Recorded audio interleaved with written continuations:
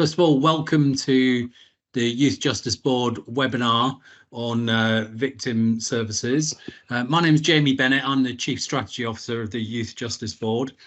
I'll just go through a couple of domestics before I then just give a quick outline of today. So we are recording this. You should have got a notification when you joined. The recording starts automatically. We want to be able to share the presentations as widely as possible because we think we know they'll be beneficial to many people, including those who aren't able to attend today. So our intention is to post it on our YouTube channel in due course, the presentation. So that's why we're recording. We've got 4 presentations today about various aspects of work with victims within the youth justice system. There'll be about 15 minutes each, and then there's some Q&A. If you want to ask a question or make a comment, then please just use the Q&A function, which is the chat is turned off, but if you look up on the icon ribbon at the top of your screen, you'll see a Q&A function, and if you press on that, you can see that you've got the ability to ask questions, and you should be able to see questions that other people have written as well and their responses. So please do use that throughout the day. Other webinars we've done, it's really helpful to when people ask questions, make comments throughout the day, because then we're capturing it as we go without interrupting the flow of the presentations, and then we can go through. Then I'll go through them after each presentation and try to get through as many of the questions as we can with the presenters, and those that we can't, we'll try to respond to them online. So please keep them coming through the day. This is on a normal Teams format rather than a Teams live. So that means you're not automatically muted. So if you can just make sure that you're muted during the presentations, we will keep an eye on it. But if we accidentally hear things that weren't intended, we'll step in and just try and respond accordingly. But just if you can just keep an eye on that during the day, we'd be very grateful. Okay, so that's just the domestics. I think you've been sent an agenda, so there is a break during the day as well, so you'll get a chance to get a break from the screen in the middle. So there'll be a chance for that. Okay, well, as I said, I'm Jamie Bennett, the Chief Strategy Officer of the Youth Justice Board. I've worked in the Youth Justice Board for about 18 months now. Prior to that, I've spent the rest of my working life in prisons. So as a prison governor, I worked with people in the criminal justice system throughout that time, and that's included developing and implementing schemes that involve people who've been the victims of crime, including restorative justice programs, and of course, as we know, within the youth justice system, people who perpetrate crimes are often the victims of crimes themselves. There isn't a simple delineation between perpetrators and victims. So the work with victims is something that I've been involved in custody. But during the last 18 months, I've been really interested and impressed to see all of the work taking place in youth justice services to support children who are the victims of crime. Immensely innovative work, high quality work, which really is meaningful to those people who receive it. And I'm delighted that we've got representatives from Youth Justice Services here today who are going to talk about their work, some of which I have seen in action in the field. So I'm particularly pleased to say those, but also delighted to hear from some services that are new to me as well. So I'll be looking forward to hearing them talk about their work. So why are we doing this webinar today? Well, we're doing it for a number of reasons. We're doing it because at the Youth Justice Board, we see our role as thinking about the whole of the justice system. And the justice system is for all of those people who are affected by crime. It's there to respond to those who commit crime. It's also there to respond and support those who are affected by crime, including people who are the direct victims and sometimes indirect victims of crime as well. And we're also there to work on behalf of the community. So we see working with people who are the victims of crime as integral to the work of the youth justice system. And we want to promote, to develop effective practice. And so that's why we're sharing some examples and bringing people together to talk about and highlight the importance of that work with people who are the victims of crime. And what we also want to do is give everyone an opportunity to hear about some of the upcoming developments in policy and practice. So we'll be hearing from colleagues in the Ministry of Justice about that as well. So I hope today will be useful to you. I'm not going to do much more of an introduction because I think it's much more useful for you to hear from those people who are talking about services and their work. So let's start off with an introduction, the first introduction to our presentation. So we've got Ben Donner and Daniel Lawless, who are both from Victim Support, which is the leading organisation, leading charity working with people who are the victims of crime. Ben is the Children and Young People National Lead, and Daniel is the service manager from the Homicide Services team. So they're going to talk about some of the work they do. So over to you, Ben and Daniel. Thank you for letting myself and Daniel join. As Jamie said, I'm Ben.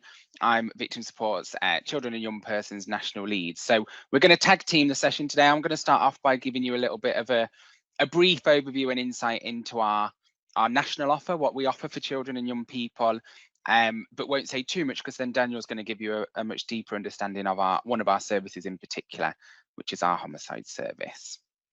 So in terms of who we are, as Jamie said, we are a national charity that supports victims and witnesses of crime and traumatic incidents. So we cover England and Wales, and our role really is to provide that specialist help and support to help our service users, so our young people and adults, cope and move forward to the point where they feel they're back on track with their lives. So starting to move forward from some of the experiences that they've had. We are a national organisation, but we're very much locally driven. So we have local services based in communities who are delivering interventions, as well as some of our national offers, including our homicide service. And I suppose from a young person's perspective, we have a growing number of specialist services providing those interventions and support to young people who have experienced a really wide range of crime or traumatic events.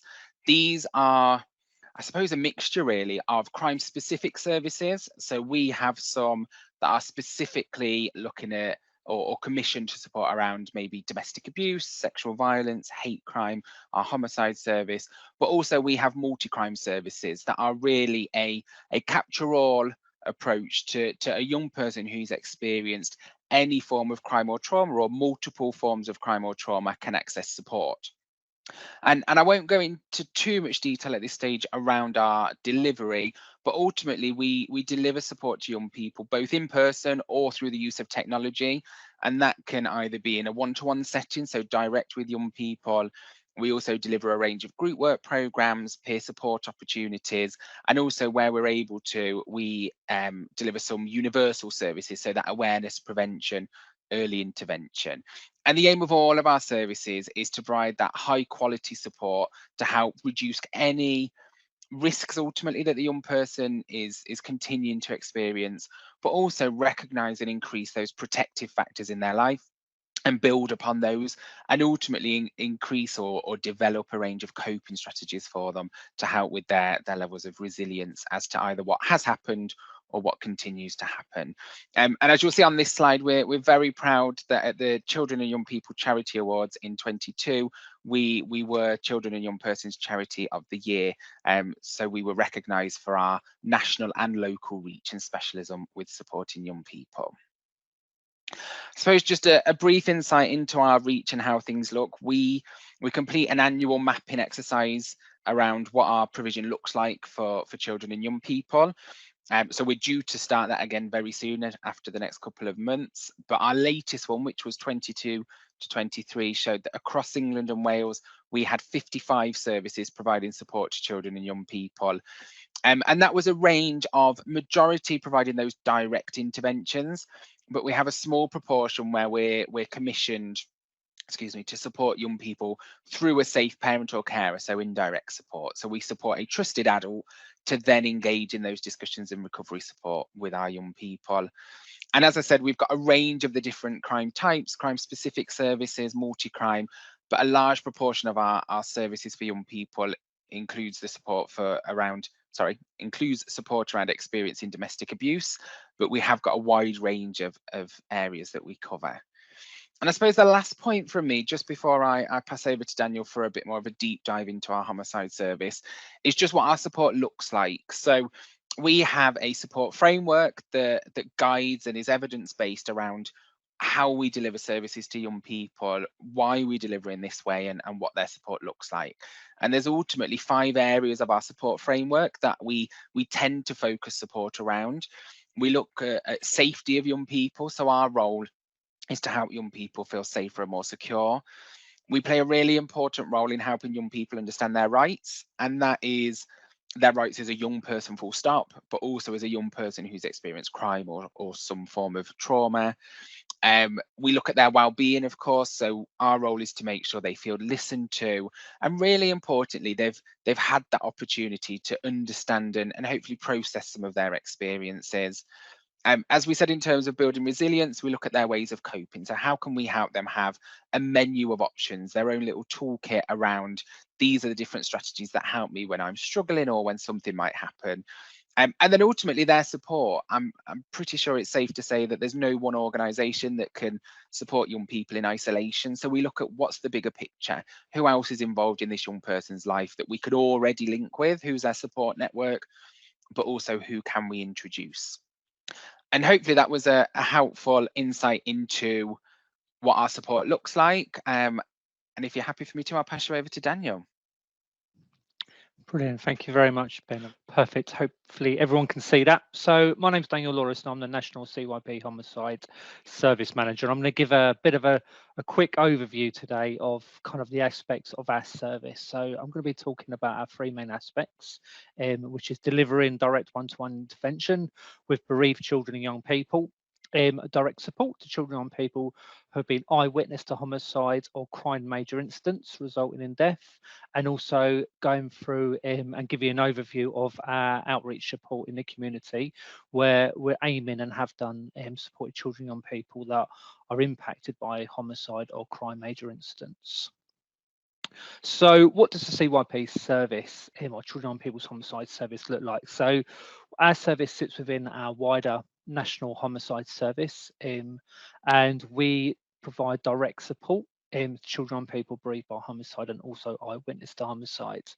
We like to think we're accessible as we possibly can, so we provide digital and face-to-face support, and that support is led by children and young people. As you can imagine, if you're a bereaved parent and your child is bereaved by homicide, a lot of the time we'll work with parents that will initially say we want face-to-face support for our children and people, but that's not always the case. We're led by how they feel about support and what's best for them. You know, through the pandemic, through how young people socialize, young people are comfortable a lot of the time on digital platforms, so it's very much being led by them. We support children and people aged 5 to 17, and we also support 18 to 24 on a case-by-case basis, depending on needs. I like to think support is bespoke, and we're led by children and young people, and we work at their pace, and we also make sure we work in an age-appropriate way. Our support is across England and Wales. We are a national service, and we have caseworkers delivering interventions and supporting children and young people throughout the breadth of the country. We are a trauma-informed practice service, and we're also a culturally aware service. So making sure we understand the needs and the barriers that some cultural groups and other groups face when it comes to accessing services.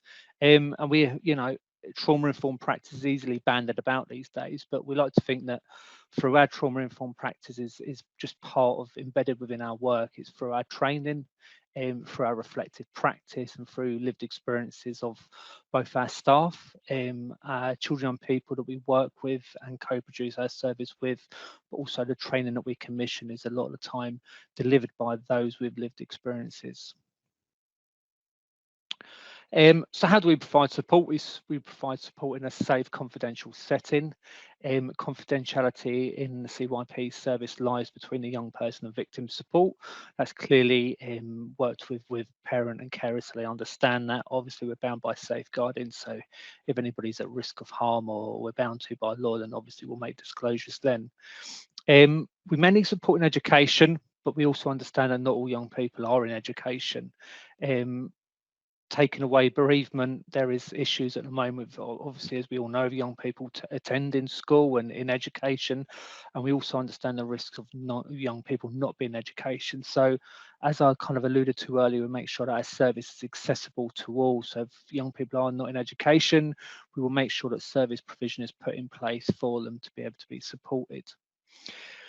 We support mainly over 12 sessions, and we'd like to think we're an intensive service. So we try to work with children and people on a weekly basis, but at the end of the day, we're led by them. So 12 sessions can be spread over 3 to 6 months. We say 12 sessions, but we're constantly reviewing and working with children and young people to understand their needs throughout their support with us. So it's around, after 12 sessions, if their needs haven't been met as outstanding needs, how we can meet those needs. Do we need to make onward referrals, such as we have an in-house peer support service, referring on to therapy or counselling, or referring on to other many mentoring services that we work with. What does our support look like? So we provide psycho-educational support, along with advocacy and practical support.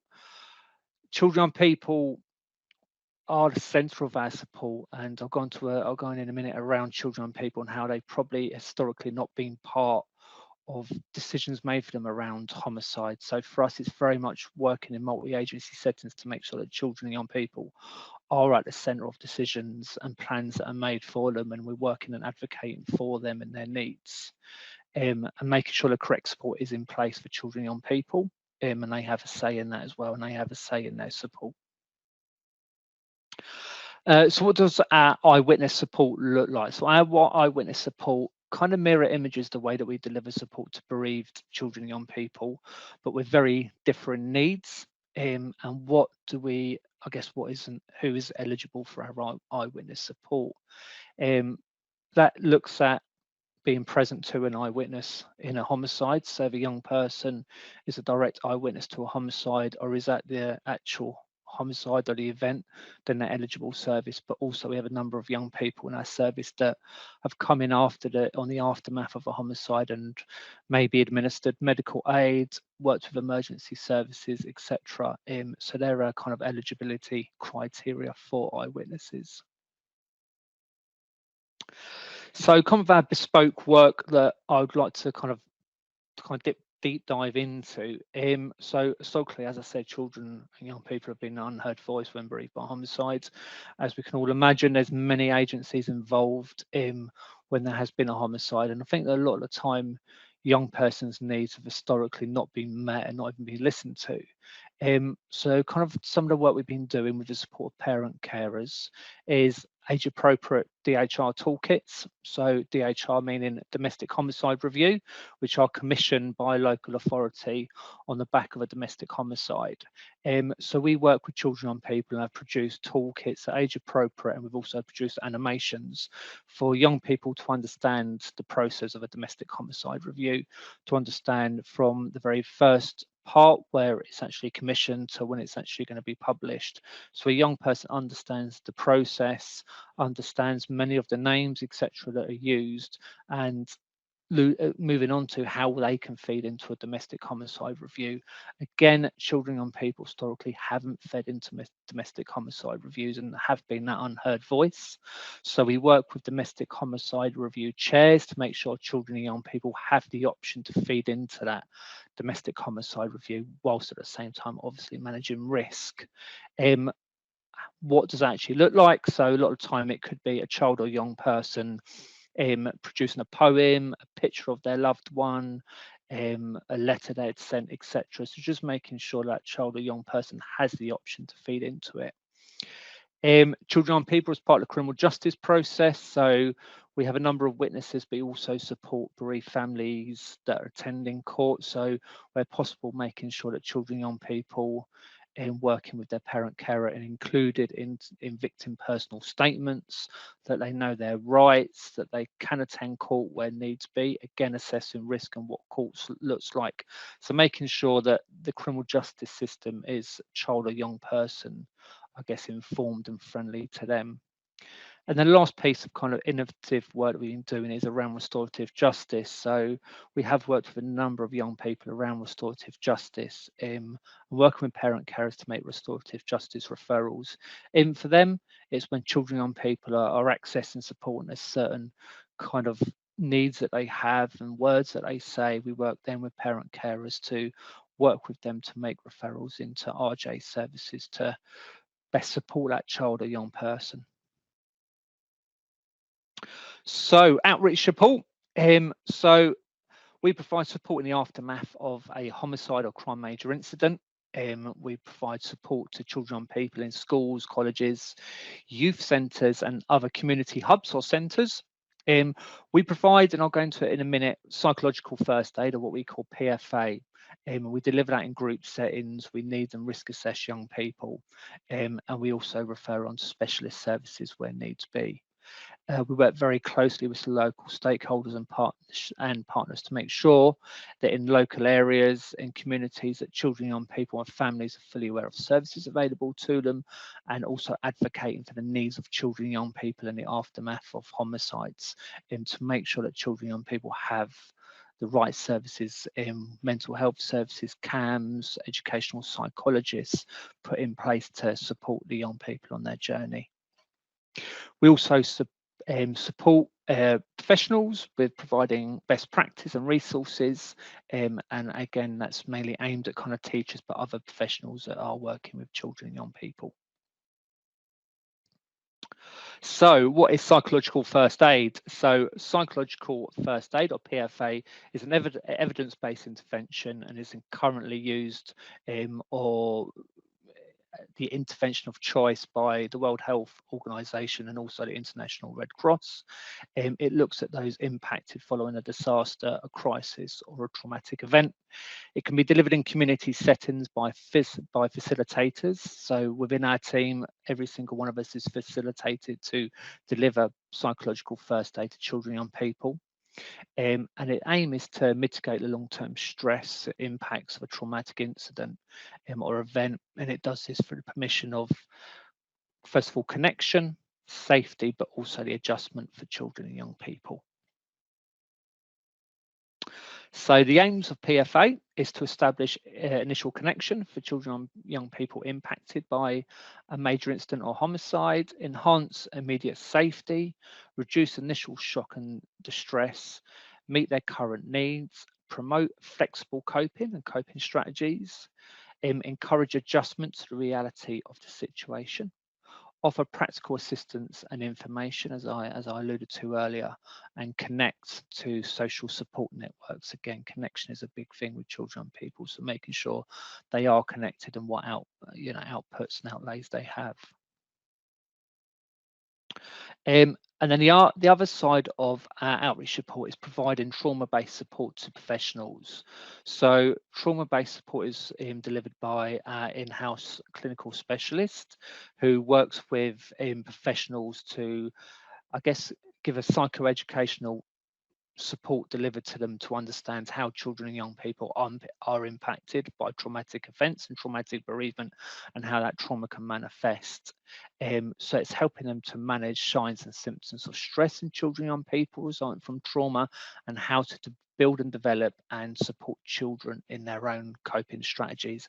As we see in education, there's a number of teachers, professionals that when it comes to bereavement are really not too sure quite what to do, and that's even exacerbated by traumatic bereavement. So it's about supporting professionals to, I guess, better support children and young people and provide best practice, etc., so they feel comfortable. And that's it from me. Thank you very much for your time. Well, thank you very much for a really wonderful start to the webinar. I mean, I'm glad you finished on that point about the support for professionals, because as you were talking through, I was just thinking how sort of complex and challenging and difficult this work must be for those carrying it out. And so it's good to see that, you know, you've got really extensive clinical supervision and support that's available to help people both in their practice and with the emotional and psychological impact of the work. So I think there's really good lessons to take from there. Now we've had a number of questions that come in. Thank you very much for sharing the questions on the chat. If I run through a couple of them, then hopefully you'll be able to, Daniel and Ben, between you, you'll be able to give us some responses. So the first couple of questions. First of all, just to confirm, you are working with children under 18 now, because I think historically victim support have focused on adults. And then there's also a question about, do you have any resources or support for children under 10, so very young children who are involved, who are the victims of crime? Yeah, I'm happy to jump in on that one. So we've supported young people for quite a substantial number of years in one way or another. So this year we turned 50 as an organisation. To my knowledge, we've offered some form of intervention to young people throughout, but certainly I can safely say I've been with the organisation around 13 years in various operational roles, and then my current role. And in all that time, we've had quite an enhanced offer for children that we've developed. So there's been quite a number of years that we've supported children, but it's all based on commissioning. So it all depends where those services are. Certainly from under 10, majority of our services start from the age of 4 or 5. So we've got a range of practitioner toolkits that our supporters use that have anything from arts and crafts-based activities around self-esteem, confidence building, safety planning, understanding emotions and exploring those, to just some more discussion type topics. So we've got a range that can use for all ages really, but definitely under 10s we've got a range of resources for as well.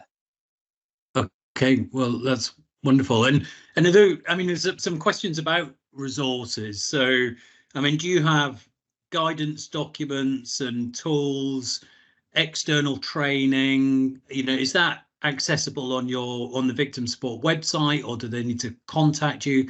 How can people access those kind of resources? We've got a range actually, and more are being developed literally as we speak. So we've got some toolkits that are on our website that you can access that are around approaching maybe different topics and discussions with young people. We've got a parents toolkit that could also be used by professionals to open up those conversations. But we are currently developing a range of more resources that will be available shortly. So you can find them on our website, or I'll make sure you've got my contact information so you can get in touch direct and ask for those, but also flag up anything else you feel is missing but would be an area that you think would be great for us to develop or jointly look at developing things. Yeah. And you talked about the national setup and the regional, you know, programs, etc. So, I mean, how would people contact the services that were local to them? And also, do you routinely have connections in with youth justice services who have a statutory responsibility to provide victim services? Just scribbling both down so I don't forget. Tell me if I missed anything, Jamie. So in terms of contacting local services, there's two routes. So young people themselves, parents, carers and professionals would be welcome to, could contact our National Contact Centre. So we've got a 24-hour, 365-day contact centre that's got a helpline and also live chat, so instant messenger that people can access. But also on our website, you can click on to find support in your local area. So it goes by county and tells you contact numbers, what the service is and how to get in touch. So either get in touch with us or on our website, it breaks that down for everyone. And I have forgotten, what was your second one, Jamie? Sorry. The second one was about, do you have any sort of routine link into youth justice services who have a statutory responsibility to provide support? Okay, yes. In all honesty, it varies by area. So some of our local services have got really strong pathways and relationships built, and some areas we could definitely improve those. So we're very keen to work in partnership and build those. It is a little bit of a postcode lottery at the moment as to what that local relationship looks like. But yeah, some areas we've got really strong relationships. Okay, and you've said that if people want to develop them, you can contact, and you've given those details. Yeah. So thank you. Yeah. And Daniel, there are a couple of quite specific questions about the work you're doing with support around homicide. What one was about the frequency of the visits to children. So you're saying, I think you were saying there were 12 contacts and how frequent they would be. So over what period of time would that take place? And then there was a second question about, you know, how is the work commissioned? You know, does the referral come through the police or the local authority or the school? How does that happen? Yeah, really good question. So we try to have weekly intervention with children and young people, but at the same time we're led by them. So those 12 sessions could be over a period of 3 months, could be over a period of 6 months. It's about working with a child or young person at their particular pace, to be honest with you.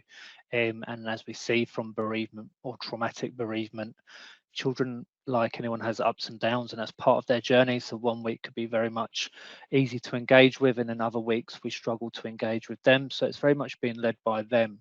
With regards to kind of how we're funded, so we're funded by the Ministry of Justice, and our kind of referral pathways for bereaved children and young people is through family liaison officers.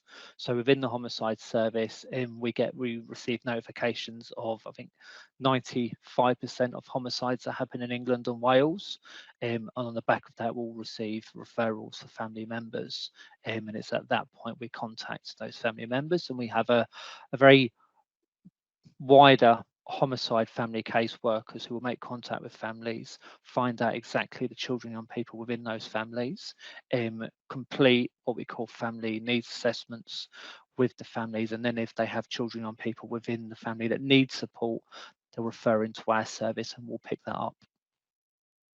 Great, well, thank you very much. And as I said, that is very much throughout England and Wales, so the same service provision for every single person or bereaved family. Great. Okay, well, thank you again to Ben and Daniel. Thank you for the fantastic presentations, and also just for the work you do in supporting people affected by crime. It's greatly appreciated, and the support you provide across the sector. So I'm going to give you a little virtual round of applause. Okay, so thank you very much. On to our second presentation now, which is from my friends in the north. So from Durham Youth Justice Service, we've got Claire Lloyd and Caroline McArdle, who are victim liaison officers, and they're going to. I saw this work at Durham, and you know, I'm really excited about it. So I'm just going to hand over. I'm just going to hand over to you, Claire and Caroline. Press the mute. Okay, is that working for everyone? Yep, that's working. Perfect. Hi, so the group that we've got is called With Youth in Mind. The group was developed around 2014. It came about really, I started this job in 2010 and realised quite early on that a lot of service was provided and support was provided for perpetrators of youth crime by ways of supporting through shopping, various activities, rewarding for good behaviour.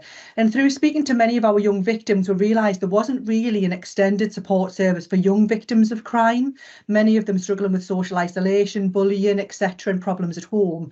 So through those discussions, we came up with an idea of an activity-based peer support group for young victims of crime. And the aim of that, and these were all the ideas based around a forum with young people, was that they really wanted to build in confidence.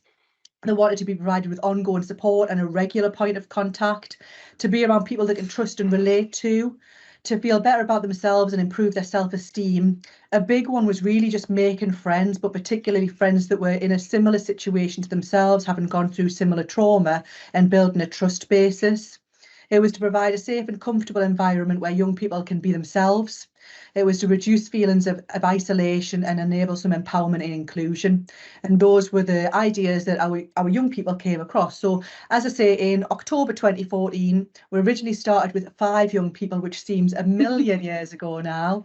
Yeah, and 10 years that those 5 young people sat down with myself, Kate and Claire at the time to come up with a plan to support young victims of crime and the best way in which we could do that.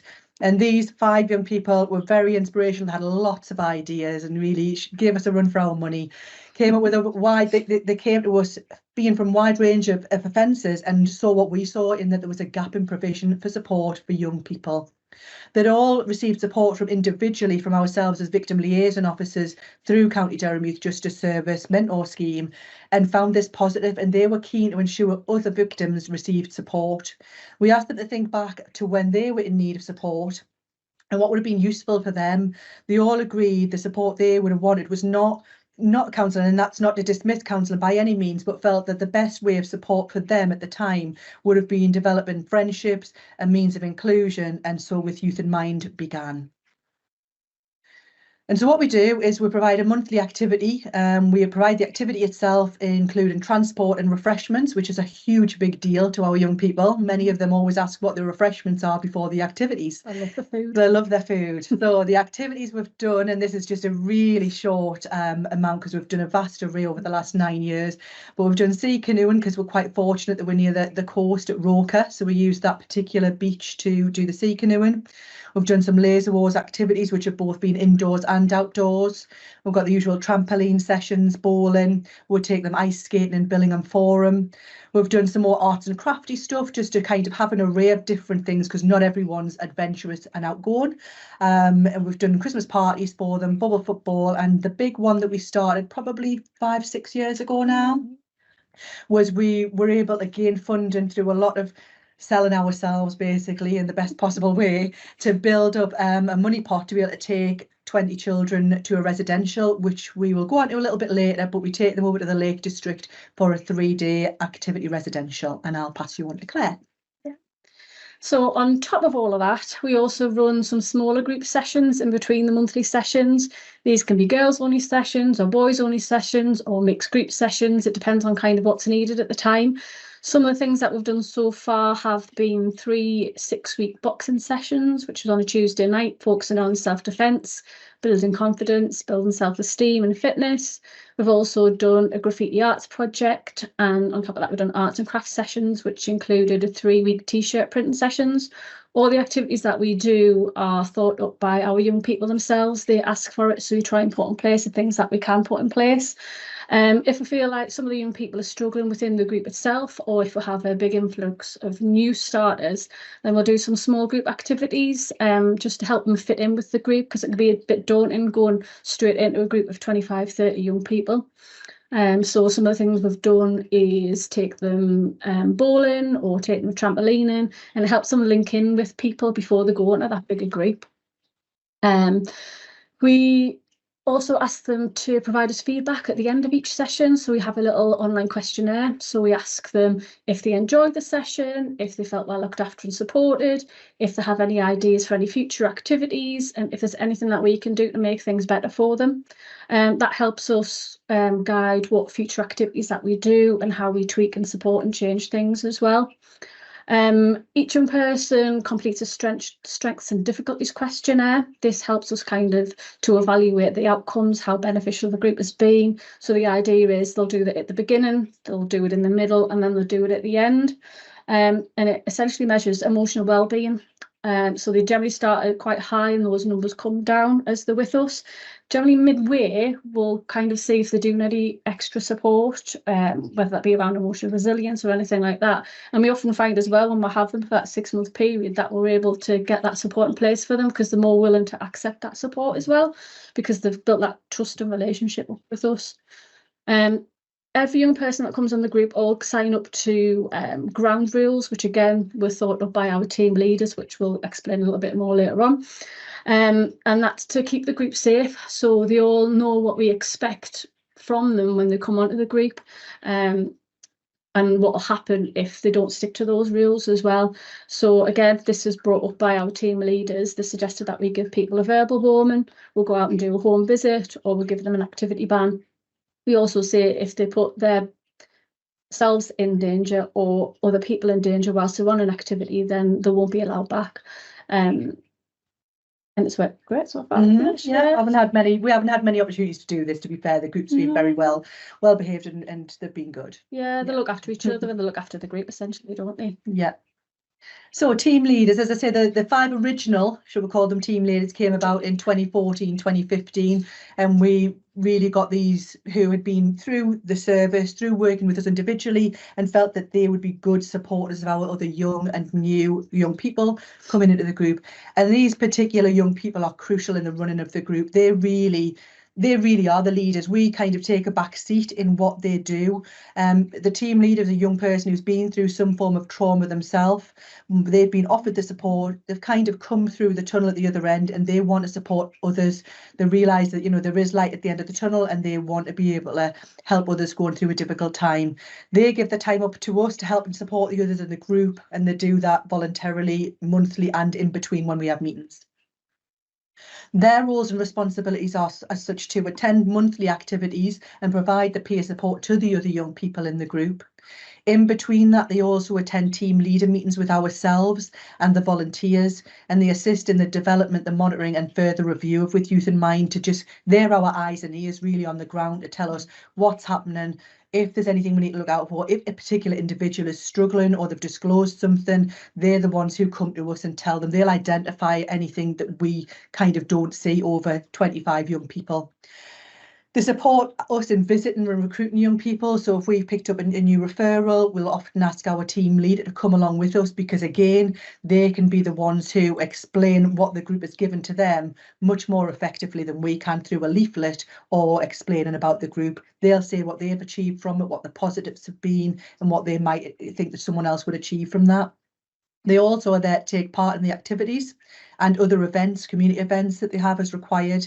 This including some publicity awareness, linking in with police and crime commissioners, undertaking training and development sessions on a regular basis just to keep them up to speed and refreshed. And the team leader training that we provide, and we do some in-house and some externally, but they do the role of the team leader, and that is with ourselves, with Durham Youth Justice Service. We link in with Durham Police. We have Jim Cunningham there. We're very lucky that he provides a peer mentoring training session for a full day, and that gives them information, introductions on communication and listening skills, on confidentiality, data protection, disclosure, basically developing small skills to engage young people. We also do a basic amount on children and young people's mental health, because again, we don't want to overwhelm our team leads and give them or make them think it's their responsibility. So we make sure that that's a basic level. They do some first aid training with Durham County Council and data protection, GDPR. And these are our core volunteers. So 2 out of 3 of our volunteers came to the group for support themselves. They then became team leaders, and then have then become kind of accredited volunteers with ourselves and had training with ourselves. Jake's been with us since the group first started, so it was May 2015, I think, when he first came along to the group, so he's been with us quite a while. We also have volunteers join us from the Independent Visitor Scheme run by County Durham Youth Justice Service, and more recently we've acquired a PCSO and a PC from the Concert Standing area. There were a couple of activities and have helped transport some of our young people as well, which is fantastic. So this year we're also looking to extend that kind of into other areas within County Durham. We have previously had PCSOs from Spennymoor helping us out as well, so we're looking to get a little bit more support from those. Our group at present, we have about 33 young people on the group, the age between the ages of 10 to 18. We typically have about 25 to 30 young people on any of our monthly activities. We have around about 19 females and 14 males at the minute, which is quite a good breakdown of females and males. We all seem to have more girls and boys, don't we? Yeah. 4 of our young people at the moment have got autism, 1 is transgender, and the majority of people with us are due to being victims of either quite violent offences or sexual offences. And again, they all just want to be around people who've been through similar circumstances and try and move on from what's happened to them, which is fab. We generally have them on our group for around about 12 months, and because we are successful, have quite a few people coming through, we've had to put a bit of a cap on it. So we'll offer up to 12 activities, which is about a year. We'll try to get them on a big activity. So whether that be residential, at least we'll get them on. So after that, we try to refer them on to other agencies as well. So we'll try to get them onto either things like the NHS youth practitioners. They offer either one-to-one support, they do wellbeing walks, and they also have group sessions themselves. And again, this is for young people who struggle to fit in with what you class as kind of your normal youth group settings. They've all got to be referred into. We either get them involved in a specific sport or an activity, which is just getting a couple of young girls onto a football team in Chesley Street, which is great. Dance classes will also help them kind of support, get them into those things as well. If there's a monetary issue as well, we'll link in with whoever it is and see if there's any way around that, if we can get some support in place for that as well. We'll refer it to the Voluntary and Community Sector Alliance and establish what's available locally and help and encourage the young people to get involved in what's local to them as well, especially since it's more a regular contact. They often do it kind of weekly rather than monthly, which is what we do. And if someone's made a friend within the group, we'll try and encourage support ongoing contact. So we'll link in with both sets of parents to see if they're okay to kind of meet up, and we'll encourage to support that as well. So in summary, since May 2015, we've probably supported over 300 young people now in the County Durham area. They've accessed the group for support, with many progressing to become team leaders themselves, or they continue to make progress and be volunteers. We offer support to young victims of youth crime, young victims of adult crime, often through our service, which is commissioned through VCAS, Victim Care and Advice Service. We have young people who are affected by their siblings, so that can be directly or indirectly. And we also work with young people who are socially isolated, so we often get referrals through from our 1 Point service. And those can be young people who may not have directly been a victim of crime, but may have been bullied within schools or in the community, and we support them through that. We take referrals from our own service, which is the predominant link to us, the Durham Victim Care and Advice Service, 1 Point service, and sometimes we might have a link in with a certain school and they'll say, look, can we refer in? We're quite discretionary, you know, we'll look at why someone needs the support, and we usually say yes more often than no. So that's the reason for our victim of our own success, really, that we've had over 300 young people. And Claire said, like, we do work with them for 12 months. Many don't want to leave and really do their best to try and become a team leader because they want to remain with the group, which is brilliant. But like I say, there are those exit strategies in place, so we don't kind of leave them out on a limb. Our funding comes from County Durham Youth Justice Service budget, with some support from Durham Police and our Crime Commissioner as well. Thank you so much. So just so wonderful hearing about all of this work, and there's some great questions being put into the chat. Two common themes coming out. So one is, how on earth do you pay for all of this stuff? Where did you get the funding from? Well, like we said, we do get a budget from us. I think it's our budget about £4,000. We get £4,000 provided to us by our service manager. So we're very lucky in that respect. It's not a huge amount of money, though. £4,000 goes little or nowhere to provide 25, 30 young people an activity like this every month. With food. With food. So quite often we, as you can tell, a bit of a gift of the gab goes a long way, and we will generate money wherever we can. We'll find people on the streets and just ask them, you know, can you provide a bit of funding? We work with them. We have an action area partnership scheme, or we've got the Police and Crime Commissioner that also tops up. And really, it's just finding anyone out there who might have some spare cash and help us fund, particularly the residential, because that in itself is around £4,000. That would be our budget gone for the year. Yeah. So we try and manage a separate budget for that, and we've got 4,000. So we are very savvy with it. You know, we try and find or blag our way, you know, a ball, and we cry on about who we are and what our young people deserve, and hopefully get a good deal. And if there's any money floating about anywhere, then we will say, well, we'll have that. Thank you very much. So as well as the money, it's about the energy and the, you know, the time and the effort and all, and the persuasion, the sort of using your contacts. And obviously you built that up over, you've been going since 2015, so you built that up over time. So you built up that trust and credibility, so people do turn to you and see this as something great to invest in. The second question is about something which was mentioned right at the beginning, that you can't neatly separate victims and perpetrators. So in your service, do you have children coming onto this program who are referred through kind of the routes you described? So referred as because they've been the victim of a crime, but have some of them also at some point perpetrated crimes? Do you have a kind of mix of people with different histories? Yeah, we have a we don't exclude anyone by any means. More often than not, we work closely with our case managers within the service, and quite often they'll have a young person who has been a perpetrator of an assault, but previously been a victim of assault, or is suffering from a different set of circumstances at home, maybe domestic abuse, maybe they've been a victim historically. So they'll then refer and discuss that particular young person with us. And yeah, generally they join the group unless there's a huge risk factor. Obviously, it's a case by case basis. But there's certainly no black and white rule to say that, you know, it's victims only by any means. It works across the board. We're well aware that many of our young victims have been perpetrators and vice versa. So yeah, we kind of keep an open mind and discuss it. So you judge it on an individual basis, but essentially the question you're asking is, will this service meet the needs of this child? Yep. So that right. Absolutely. Okay. That's great. And there was another very interesting question, but a very specific question, which was that some children who have been the victims of crime look for self-defense classes. So that, you know, obviously speaks to their fear and anxiety and concerns. And do you have children who are asking for that? And how do you respond to that? And how do you manage that? Well, that's one of the reasons we did the boxing sessions, isn't it? That came about early days from both boys and girls. And, you know, you question that as to the reasoning behind that. We certainly don't want to encourage any aggressive behaviour within the community, etc. But I think it's just to understand that they want to build a bit of discipline and confidence. And I think that's what the boxing and self-defence sessions have been about. And we've been very lucky that the trainers we've had have been very clear about what boxing and self-defence is about, and talking to them as well as teaching them skills.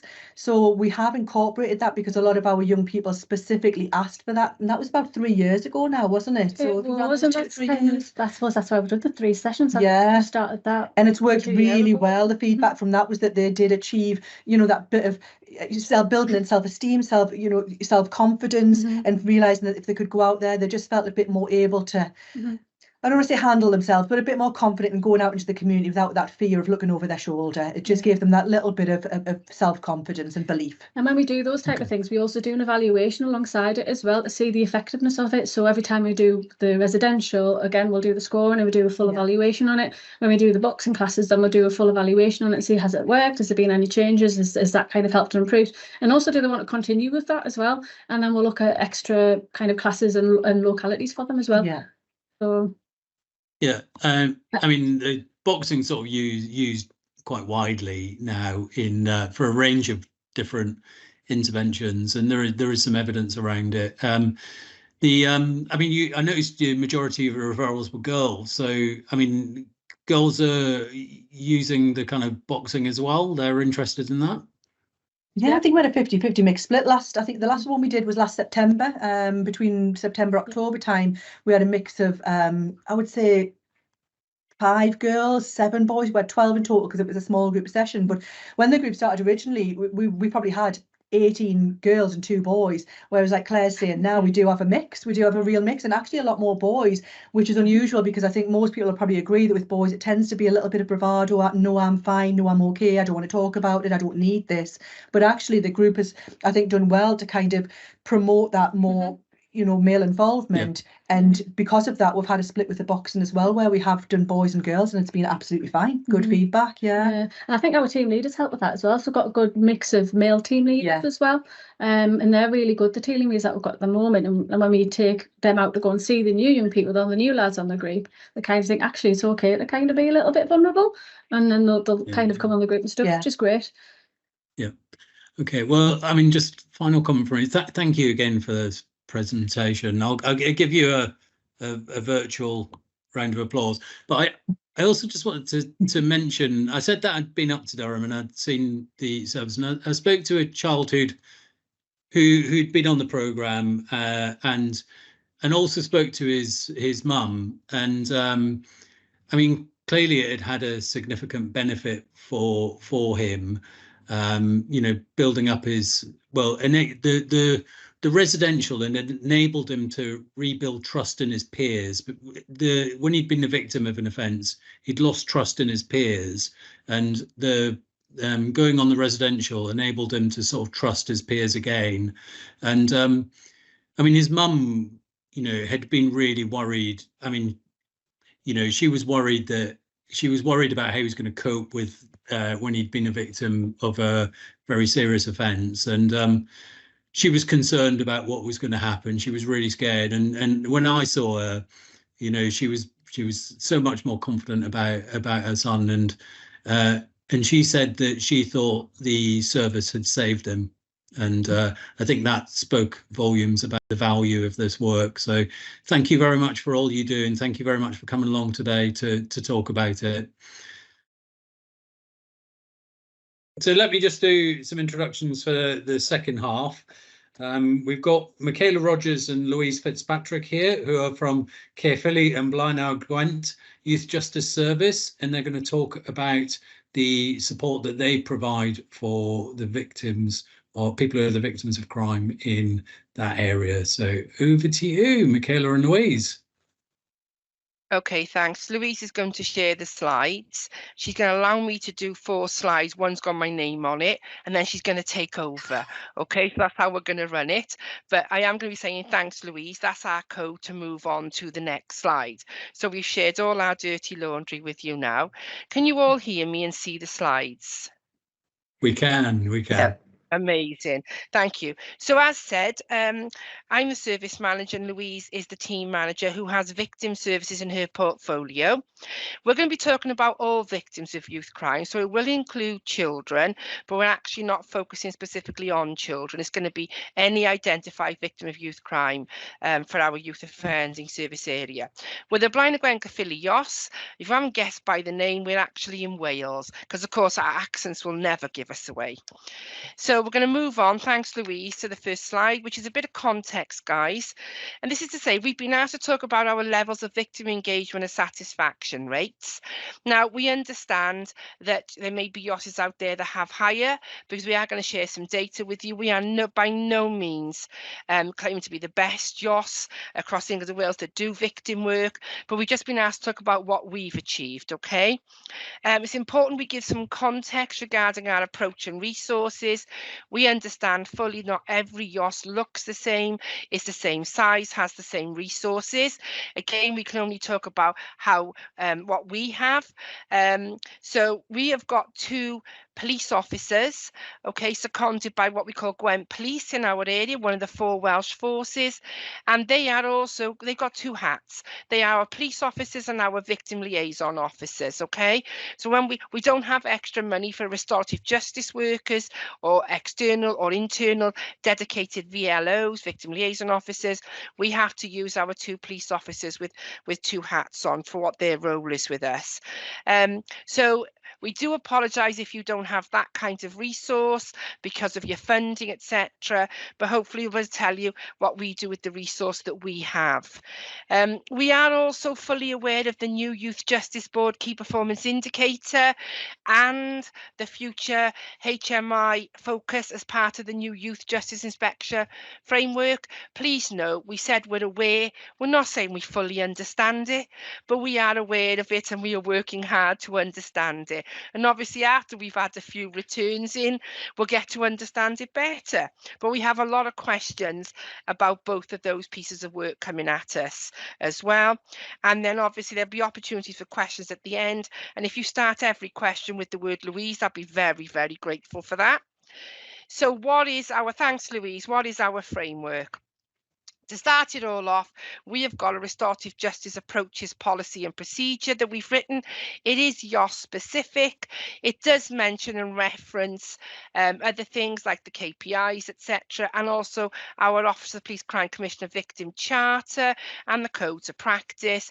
If you'd like a copy of that, please email Louise, and I'm going to ask somebody who's hosted if they can put Louise's email address in the Q&A for you. Don't ask me, ask Louise. That'll be far better and you'll get it a lot quicker than if you ask me. So we do have a policy that underpins, and I think that helps the staff understand what our kind of vision is, our goals are, and what our work should look like. We do an annual codes of practice self-assessment. So that means we mark ourselves against the rights and the codes.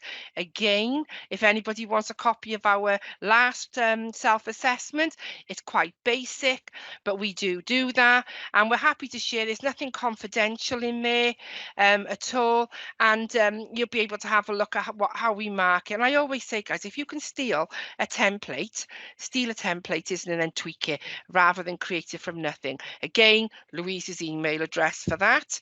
I said we have 2 dedicated seconded police officers. They contact all identified victims of youth crime. We contact victims for both out of court disposals and court, so statutory and diversion cases, and they make the initial contact, if that makes sense to everybody. And we also have a dedicated victim leaflet. Now, because we're in the wonderful world of Wales, we have to have it bilingual in English and Welsh, but we do have a dedicated victim leaflet. Again, if you want a copy of our leaflet, say it after me, contact Louise once you get hold of her email address. But we're happy to share anything and everything we've got, okay? So that's a kind of framework for us. It's a little bit whistle-stop, but Louise will go into far more stuff when we go into the engagement.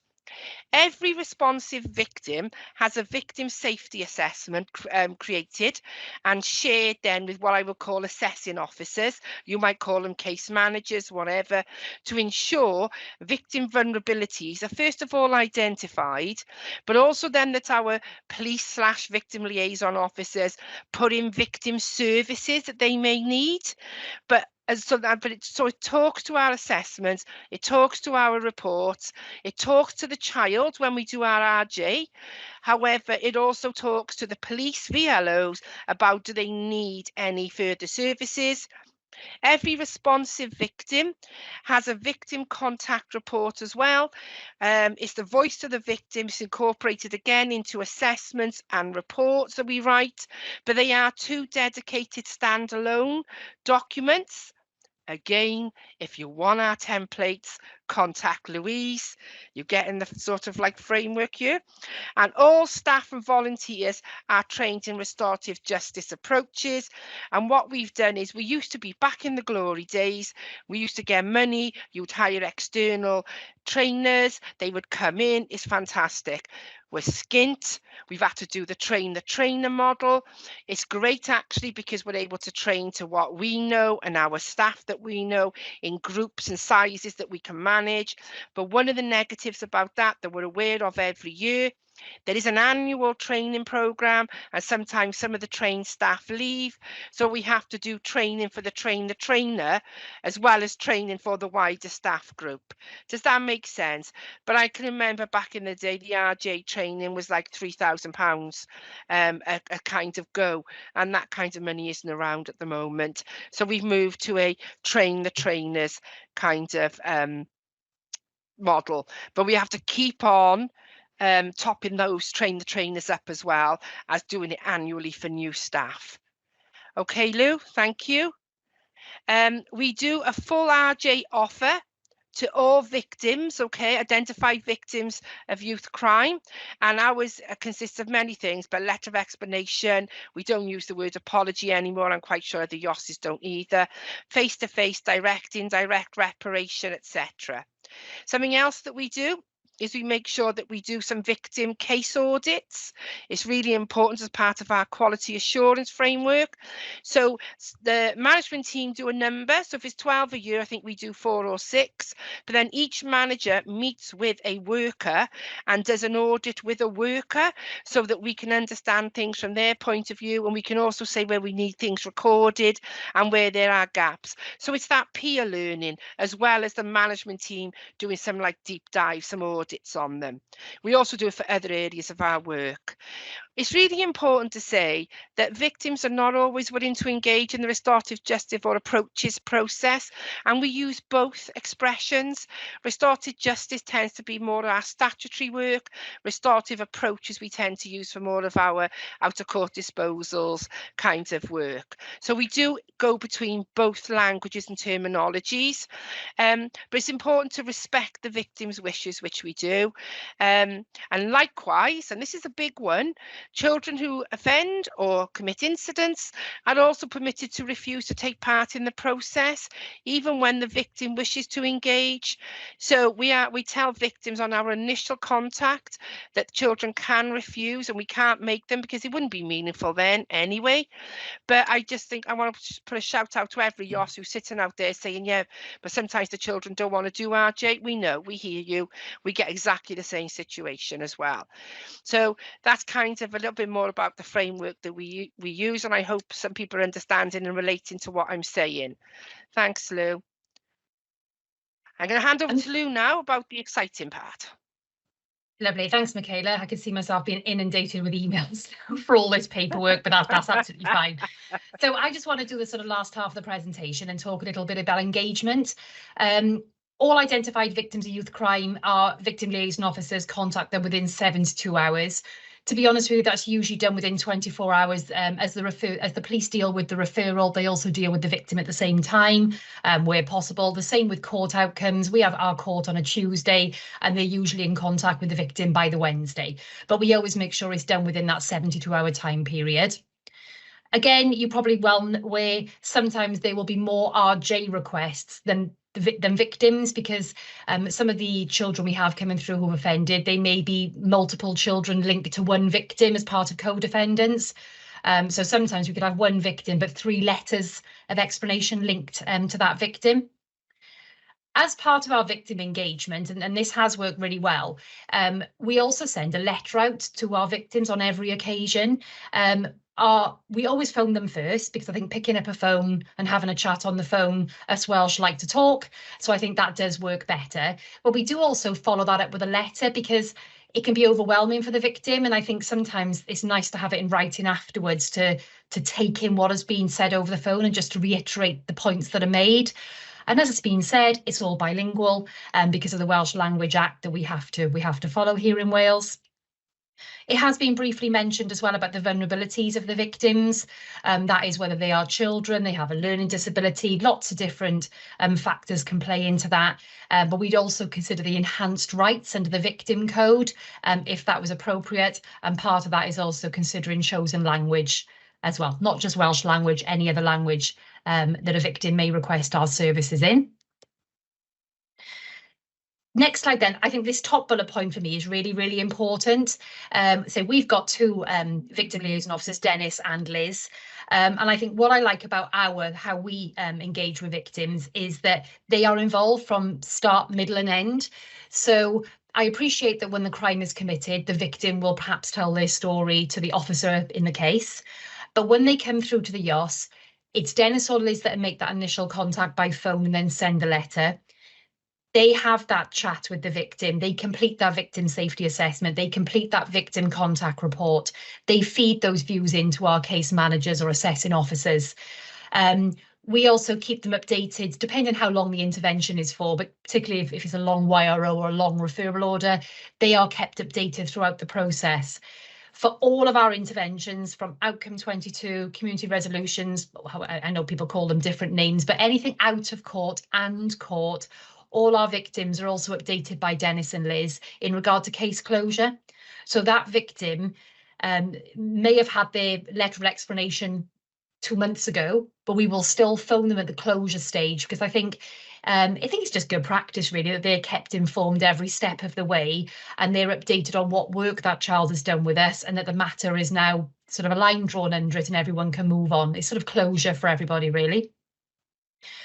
We did have an inspection in May 2022, feels like yesterday, but it's quite a while ago now. And one of the points highlighted in the inspection was, had we considered whether having police officers as our victim liaison officers is potentially a barrier? And by that, what we mean, or what the inspectors meant, was that a lot of the public may not like the police. They may have preconceived ideas about the police. They may have had past experiences with the police and not like them. So when Dennis and Liz call up and introduce themselves as police officers, is that a barrier to that victim telling their story? It was a good point well made. We fully accepted the feedback from the inspectors, and we've now put a process in place through our victim safety assessment that we ask that question and we discuss with the victim, that our police officers do, are you happy to share these views?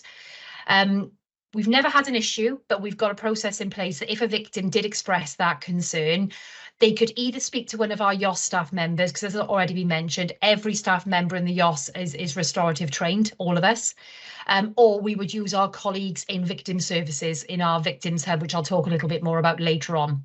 So yeah, it was a point well made. We've now put a process in place to respond to that feedback from our inspection. And we do ask for feedback from all of our victims. So I think the guides and processes tell you that you should get feedback if they've had a letter of explanation or a face-to-face apology or some sort of restorative justice. But we actually ask for feedback from all of our victims, because just because they doesn't want a letter from a child, they may want to move on, or perhaps the child's already knocked their door and apologised, whatever the reasons may be. We still ask for feedback on how they have found our processes. Because that's how we learn, that's how we grow, from the sort of the good, the bad and the ugly, really. So we do ask for feedback from all of our victims.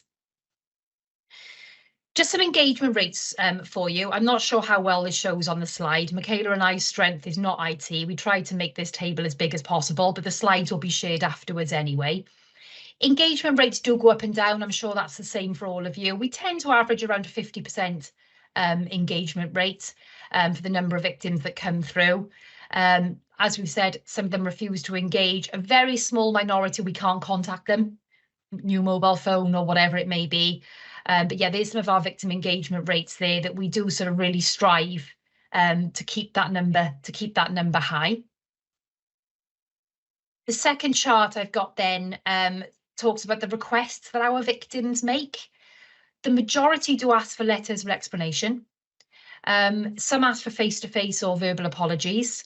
Some of them we do the shuttle mediation, where they may not want to meet the child face-to-face as the victim, but we will be that mediation between the two. And we can also offer taped, recorded or filmed apologies. Haven't had any recently, but we have done a few of those over the years as well. Then obviously our victim satisfaction rates is really, really important. We do hold our victims in equal esteem to the children we work with. We ask all our victims to feed back to us. Obviously, we get a high percentage that do complete our feedback forms, some don't. Most of them, you can see there on the third column along, are very satisfied, which is fab. That's what we're aiming for. Again, or satisfied, again, that's what we're aiming for. Some are not satisfied. You can't win them all. And my next slide does go into some of those reasons why. And sometimes in the final column, we just can't contact the victim at the end. May have moved home, change a mobile number, various different reasons, but we always try and maintain that contact, like I said, from start through to the end as well. And not to focus on the negatives, but the feedback about not satisfied is as important as those who are very satisfied. Some of the reasons we're given, for example, the first victim said they were not happy with the disposal and believed the child had got away with it. I'm sure many of you have spoken to victims who just, obviously the crime for them was horrendous, the impact is horrendous. They perhaps can't understand why the child hasn't been to court or in prison. The second victim, again, similar sort of vein really, not happy with the disposal and believe the child only got a slap on the wrist. Obviously, we all know that an intervention with a YOS is not just a slap on the wrist, but that's that victim's opinion. That is their perception. So we take that on board. That it is interesting with that second victim, there was an ongoing disagreement between two female peers. So there was a bit of history and a bit of backstory to that one. And then the third victim was unsatisfied that the child received an out-of-court disposal. This particular victim has been a long-term victim of crime, not by this one individual child, but quite a few, basically antisocial behaviour incidents. So I think, unfortunately, regardless of what we did, this victim was not happy and is being supported by victim support as an ongoing victim of antisocial behaviour. Participation. So we there's no point us collating this data and not doing anything with it. We have to do something with it and evidence what we're doing. So me and the police officers, our victim liaison officers, write a quarterly report. We look at all the stats, we look at all the feedback, we look at areas for improvement, what we can do, and that report goes to our local management board, and obviously they scrutinise that data. And any feedback. We also send it to all, it's sent out across our staffing group, and also importantly our volunteers. Our volunteers are very much part of our staffing workforce, so they get to see those reports as well. Although we look at the data quarterly, if we've got feedback at the start of Q1, we wouldn't wait until the start of Q2 to deal with it. It's dealt with immediately to improve our service delivery. And as Michaela mentioned, we do those 12 audits a year, specifically on victims, not sort of full case audits or anything. They're really interesting because you can pick out themes for learning, themes for good practice, themes for areas for improvement. They all come to me because I manage the 2 police officers, but they're also shared with the case manager and the VLO, because that wider learning across the service is really important. I was going to say on that point, like one of the key points is the victim liaison officers go to a lot of time and effort to complete those victim liaison reports. And part of our QA process with assessments is making sure that our assessment writers are including that. It's got to be a balanced assessment with the child's views, the police views, and also the victim views as well. We don't do this alone. We have got Dennis and Liz, as we've mentioned, but within Gwent, we've got a few different services available. The first, Connect Gwent is a big one. It's a hub in our local town. It's a multi-agency hub, lots of people sitting under one umbrella, and they can provide ongoing support for victims and witnesses, not just crime, but also antisocial behaviour as well. We've had the presentation earlier from Victim Support. We use Victim Support a lot in Gwent. We've got very good connections with our colleagues in Victim Support in Gwent, so that's really positive for us. And then a bit slightly more niche, we've also got Umbrella Cymru. They sit within that Connect Gwent hub, and they can provide specific support for victims that's perhaps linked to gender specific issues, sexual diversity or hate crime, because that sometimes those victims do need that little bit more specialist support. So we have got Umbrella Cymru as an option that can support those victims as well. And over to you for any questions. Thanks, Lou. Can I just come back in and say one thing? The frustration for us often is the YOS, but we manage it, is when we get the not satisfied. And actually our victim satisfaction is about our service to those victims. It starts at our contact through our police VLO colleagues, right the way through to our victim leaflet, our correspondence, what we offer, what we're able to fulfill, and how we then keep them updated. That is what we believe the satisfaction is addressing. But actually the not satisfied always seems to be about the outcome that the child is receiving. And if any other YOSs experience that, we hear you, we understand. It's been like that. I'm 25 years in the YOS, and we used to have a target of 25% or more for victims back in the day, and it's never changed. And no matter how much you say to some victims, but are you happy with the service, they still write down not satisfied because they had an out of court disposal. So we do understand the frustrations linked with that as well. Sorry, thank you. Thank you very much, Michaela. Thank you very much, Louise. Fantastic presentation. We've only got a couple of minutes because I mean, it's good that you better to give the time for you to kind of go through all of that. So fascinating to hear about it all, and I guess that reflects, what I see in services around the country as well. One thing that sort of came out for me was we've got the kind of key performance indicator, which is going to come out about victim services, but I think which is valuable. It's important to have that, but it's not the complete answer. And so some of the things that I was sort of hearing from you were about things like the quality assurance work you do, about looking at individual cases, the way that you gather and think about the feedback, the way that you had professional reflection. So that example you gave of thinking about police officers, because in some cases having a police officer contact you will be great and it'll be just the right person, but in other cases it will be just the wrong person.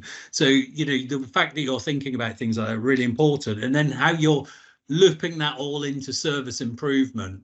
And the inspectorate at the moment, the inspectorate of probation are revising their inspection framework for youth justice services. You know, they're consulting about it, and they're going to have a sort of standalone section on support for victims. So it'll be interesting to see if they capture this kind of sort of in-depth service improvement that you're engaging in. That was just an observation. A couple of questions that were on there that I just want to quickly ask you about. One was people were interested in how you did your survey. So do you do it on SurveyMonkey? Is it on paper? How do you do your surveys and gather this information? I'll answer that if you like. We tried letter, and we still do send letters out. I have to be honest, it's not the most successful method of collating feedback because nobody replies, even with a stamped address envelope, quite frankly. So we now do follow-up telephone calls. So yeah, we do the letters because that is written in our policy as such, but it's not effective in our experience. We've also, you know, I know not with victims, but previous things we've tried SurveyMonkey, and again, we don't always find it's the best response rate. And yeah, and like I said, people in Wales like to talk, so nothing beats a phone call, quite frankly. So we do follow up phone calls with our victims. Okay, yeah. And there was a question about GDPR. So that's for exchanging information, sharing information. How do you make sure you're compliant with all of that when you're sharing this information between services? I can answer that one because we've tried everything from having a victim sign a form with the officer in the case at the time that they're saying it's going to be referred to the YOS. That doesn't work. So we've tried police paperwork. It doesn't work. So that's why we promote for ourselves the police officer being the VLO, because when he contacts the victim, then he seeks their consent to share their views via the victim safety assessment and the victim contact report. So GDPR is covered. One of the strengths of having police officers do it is GDPR. One of the negatives is the potential barrier to engagement. So we are working through that, but that's how we do GDPR, because our police officers request the consent of the victim to share with the YOS. Once he's explained and she's explained who we are and what we do and why we would want that. Yeah, I mean, one of the pieces of feedback that I often get from youth justice services is that, you know, the sort of the person who has the first contact with someone who's the victim, who's asking them if they want this additional support. Yeah. How informed they are and how they explain that is really vital. So if you get someone who wants to connect someone who's been the victim of offence with the right services and wants to reassure them and invest some time and effort in that, will get that outcome. But, you know, not inevitably in a large organisation, you get some inconsistency about that. But if that first contact can be right, you know, people tend to say that's what works really well. There was another specific question about people who are the victims of sexual offences. I think it was a really good question. Do you do any special support or training for people around how to do that? We deliver the RG. Sorry, what was that around the communication with victims? Sorry, that my team's. Yeah, with victims of sexual offences. Yeah. Victims of sexual offences, yeah, we have got AIM trained staff as well. I'm sure AIM is a model most people are comfortable with. We have held conferences with sexual offences cases. It does require a more delicate approach, a lot more preparation, and we would probably use our more experienced staff in that way, really. But that is something we have addressed, yeah, via the AIM and the restorative justice training. They go quite well hand in hand with the sexual offences cases. But of course, initial contact, we're lucky it's via the police, because we use police as our VLOs. So that initial contact is handled by trained police officers. Michaela and Louise, thank you so much for sharing all that information, for talking about your service. That's been absolutely wonderful, and it's got really positive response here. So I'll give you my virtual round of applause. So thank you very much.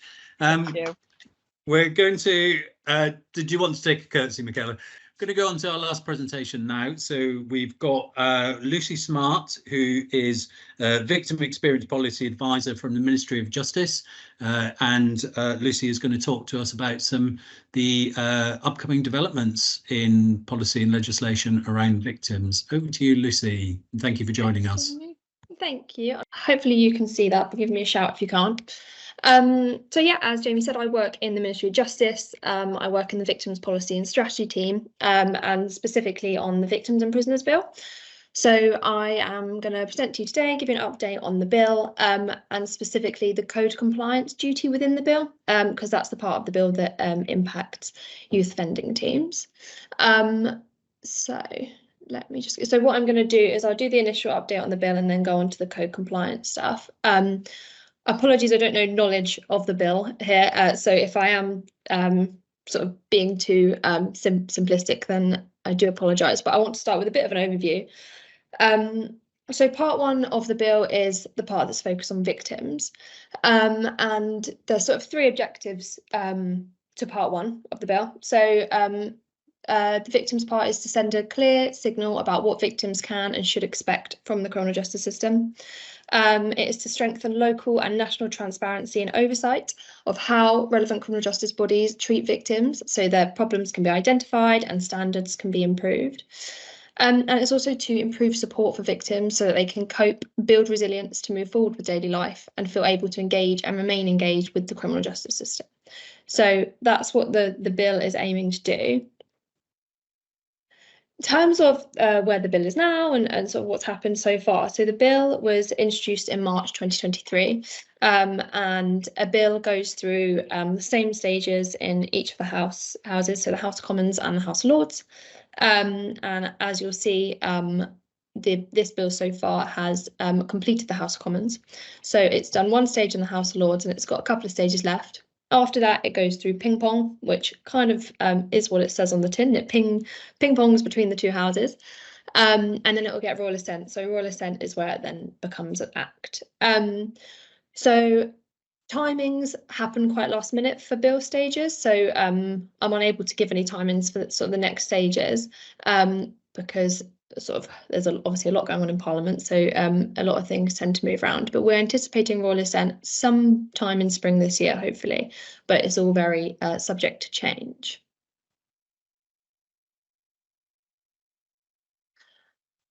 So alongside the bill, we're sort of publishing certain key supporting products, and I thought I'd just talk you through these very briefly. So firstly, there's a fact sheet, so that has already been published.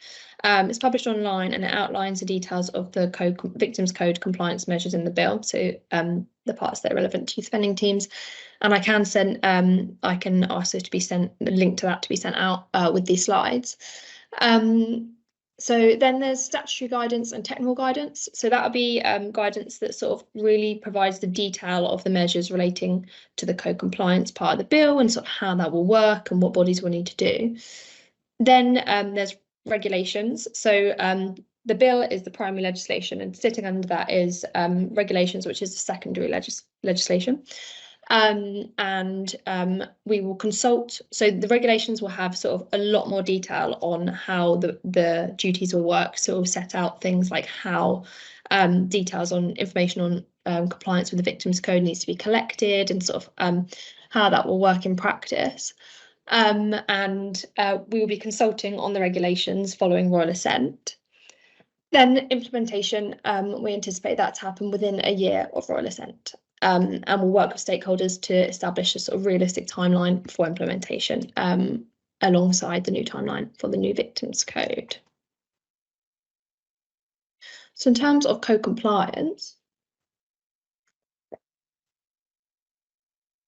so the code compliance framework, so the code compliance duty, sorry, I'll start with that. The aim of the duty is to improve how the services under the Victims Code are delivered and to provide appropriate oversight of this. So it is a duty on bodies to collect and share information on their compliance with the Victims Code. And the way it's done is through the three strands here that I'm going to run through, but it covers police, the CPS, HMCTS, HMPPS, youth offending teams, and territorial police forces. So that's British Transport Police and the Ministry of Defence Police.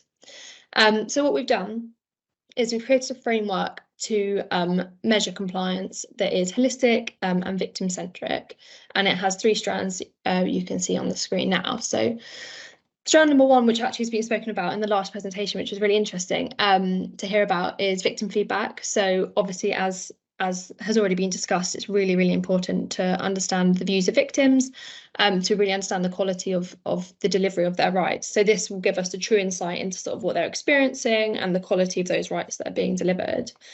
Then compliance metrics. So that's a more quantitative way of monitoring. So the metrics will say sort of whether rights are being delivered or whether they're not. And then the third one is something called delivery assessments. So that is all about the processes that are in place to deliver rights, and that will be the criminal justice body looking at the rights that they are sort of responsible for delivering under the code, and sort of reviewing those processes that allow them to deliver it. And the aim is that working together, these 3 pieces of information will provide that real clear understanding of whether victims are receiving their victims' code rights, and whether that's kind of working, and if not, what needs to be done and what needs to be improved. In terms of how this will work in practice, so there's just a bit of sort of an overview of the governance of this. So step 1 would be that bodies would collect information on their compliance and send this to police and crime commissioners, so their local police and crime commissioner. Police and crime commissioners would then collate the information they receive from the bodies that I've listed and convene a local discussion, and this would take place at a local criminal justice board. The PCCs would then send that information and key insights to the government, and that would include sort of any areas to escalate for national support. So if there's one particular right, for example, that a body is really struggling to kind of deliver to victims or to sort of deliver to a certain standard, and they want a bit more support on that, that can be escalated to sort of to the boards that have a more national overview and that can kind of share best practice. National governance oversight structure will then thematically review the information, agree actions, and feed that back down to those local level discussions. And then a summary of compliance information will be published. Time frame for this and the kind of like underlying details are still very much in development, and we're sort of working closely with key stakeholders and bodies as we go through it. That was a whistle-stop tour through the bill and code compliance, and I'm sure there will be some questions, so I'm very happy to answer them. And I'm just going to quickly touch on the victims KPI. Just to flag on this, I don't work in the, so I work in the, like I said, the victim and witness policy unit, not the youth justice team. So they've asked me to sort of present this. So any questions on that I might have to take away and come back with. But the reason I wanted to kind of like include this is just to sort of clarify that the metrics that we're expecting youth offending teams to collect under the co-compliance duty are the same as the new KPI on victims. So Seb and my team who works on the metrics has worked really closely with the youth justice policy team to try and minimise the burden on youth offending teams and ensure that there's only one set of data to be collected. But yeah, the new, so as has already mentioned, there's a new KPI on victims that was introduced in April 2023, and it was introduced because youth offending teams have a statutory duty to provide support to victims and need to ensure compliance with the Victims Code.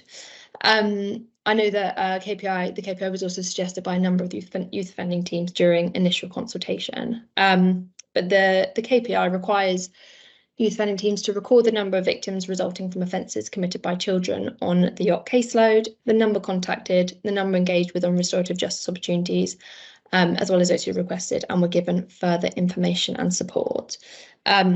These slides will be sent out as well, so you can read this in a bit more detail. But yeah, any sort of questions on victims KPI, I will take away if that's okay.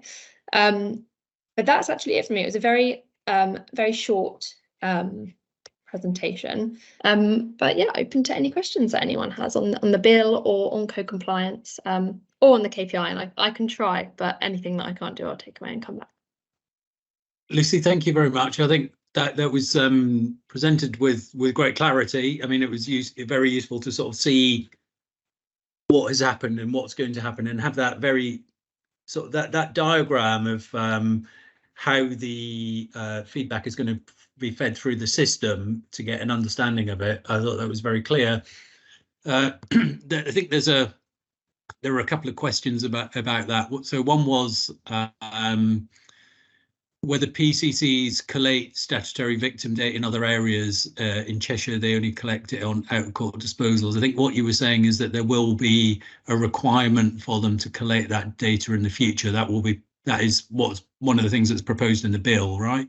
Yeah, so the 3 strands of data that I presented, that will be fed from the criminal justice body that collects that data to the PCC, and the PCC will be under duty to collate that from all of the bodies in their area that come under this duty, and then they will provide that data alongside any key insights that they take from the conversations that take place at the local level. That's what they will then feed up through the kind of national governance forums. But the PCCs will be under a duty to collate that data from the bodies and to facilitate those discussions. Yeah. There was a question as well about the consistency of the feedback. So, suggesting that perhaps a single standardized feedback form to be used across services. I don't know whether that's something you thought about, or whether there'll be something in the practice guidance. I mean, within the youth justice system at the moment, we say that there should be a feedback, but we don't prescribe what that should look like. We can certainly share examples through, we have something called a resource hub, which has practice examples. We can share examples of what people do, but at the moment there's nothing standardized. Is there anything like that going to be in the guidance?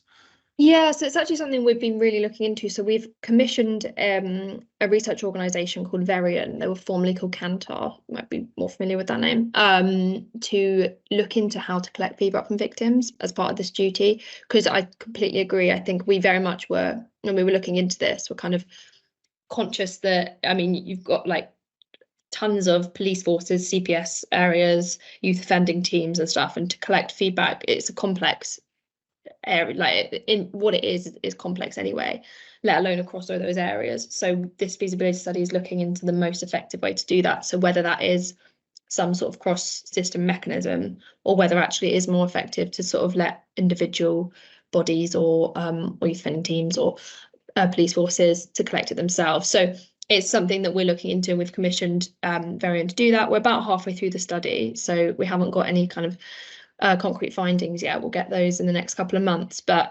once we get that, we can then provide greater detail as to what the kind of most suitable method is. But I completely agree that we're really keen that, I think the feedback is there to provide a lot of colour. The metrics can show what is or isn't happening, and that's brilliant. That is what we need. But actually what we want is to add a lot of colour to that. And I think the feedback and understanding victim experience is actually going to be the proper foundation to kind of improving the delivery of things. Yes. So we want to get that right. Yes. And there was a couple of questions about the KPIs.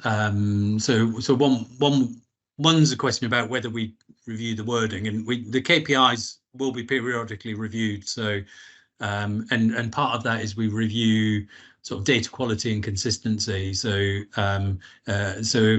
yes, the wording of all KPIs will be reviewed periodically. Peter, you asked that question, and you may have something specific in mind, and by all means drop me an email if there is. There was also a question about you got the KPIs and how does that sort of capture the other strands or participation. But I think actually what you're saying, Lucy, is there's different sources of data. The metrics, the KPI is just one source of data. The feedback, more qualitative information, is other data. So you're looking at different sources. That's right? Yeah. Yeah, that's correct. Yeah, the idea was that we wanted, because we didn't think just having the metrics or the KPI metrics would be enough. Like I said, we want that victim experience, and similarly with the delivery assessments, we wanted to provide an opportunity for the criminal justice bodies to reflect on their services and what they're providing, and whether actually they're kind of doing what the purpose is. Sometimes you have things in place, but actually if you properly review them, like maybe that's not doing what it should be. So it's the three of them kind of working together to provide that picture, as opposed to sort of like independently. Yeah. Great, thank you. Okay, well, Lucy, thank you so much for going through that. It's really helpful to get an update on where we are and where we're going with the Victims Bill. So there's my virtual applause. Thank you very much. Thank you. I'm going to hand over to Susanna, who is Susanna is one of the YJB board member who has a particular interest in in victims. But before I do so, I just wanted to quickly, from me, say thank you to all of the speakers today who've been absolutely fantastic. Thank you to everyone else for participating, sharing your questions, sharing your observations. And I also just want to thank a couple of people who've been doing a huge amount behind the scenes to make this work. Steve Ellard and Amber Rush, who have really put all of this together and made it happen. So thank you very much to all of those. So Susanna Hancock, I'm just going to hand over to you to say some final words.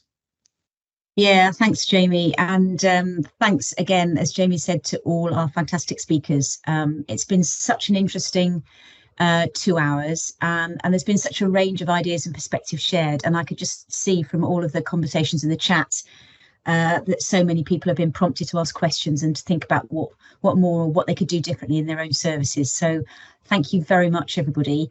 I think, as Jamie said, I'm a YJB board member and the YJB board victims champion.